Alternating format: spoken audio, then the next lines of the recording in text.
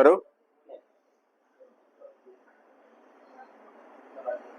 दिनांक 29 मार्च रविवारी सायंकाळी 6 वाजता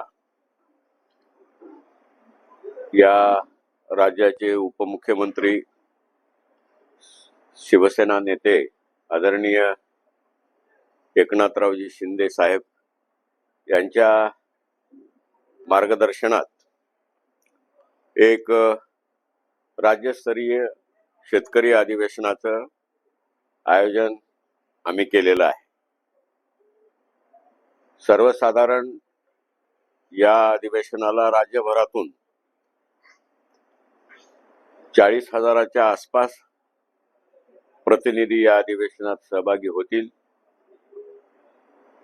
आणि या अधिवेशनाला दुसरा जोडून कार्यक्रम पक्षप्रवेश सोहळाही याच्या सोबतच आयोजित केलेला आहे.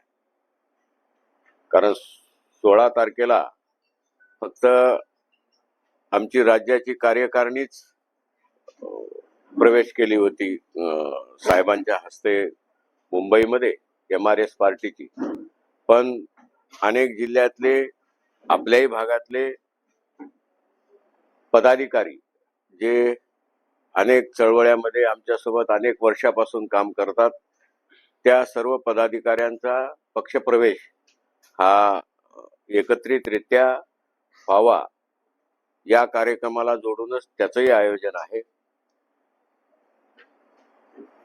नक्की येणाऱ्या काळात शेतकऱ्याचं हित आणि निर्णय घेण्याची क्षमता असलेले सर्वसामान्य माणसाच्या बाबतीत धाडशीपणानं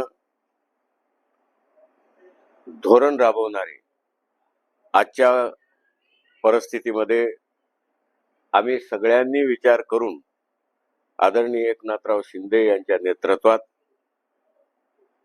भविष्यामध्ये त्यांच्या सोबत राजकीय दृष्ट्या आणि सामाजिक दृष्ट्या सर्व बाबतीत त्यांच्या सोबत त्यांच्या प्रवाहासोबत काम करण्याचा निर्णय आमचा झालेला आहे.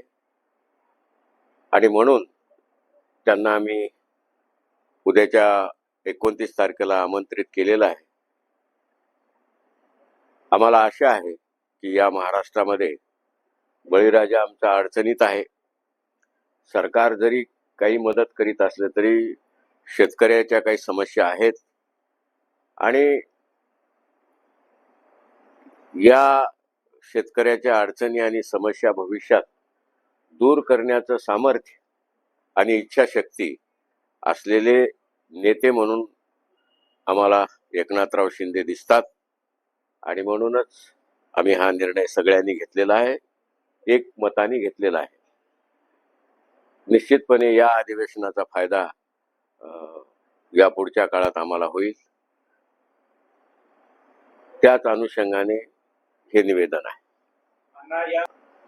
सांगितलं की या अधिवेशनाला साधारण राज्यभरातून 40,000 प्रतिनिधी उपस्थित राहतील असा आमचा अंदाज आहे. आम्हाला तीच अपेक्षा आहे की महाराष्ट्र हा शेतकरी आत्महत्या मुक्त व्हावा ही आमची अपेक्षा आहे. आणि या बाबतीत सकारात्मक इच्छाशक्ती असलेले नेते म्हणून आम्ही शिंदे साहेबाकडे पाहतो.